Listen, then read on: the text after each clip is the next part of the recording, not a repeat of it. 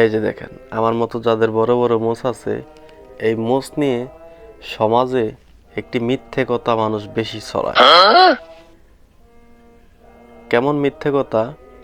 যেমন মোষ পানির ভিতরে চুইবা গেলে বা ডুইবা গেলে, ডুবে খাইলে চুবাইয়ে খাইলে নাকি হারাম হয়, ওই পানি খাইলে হারাম হয়।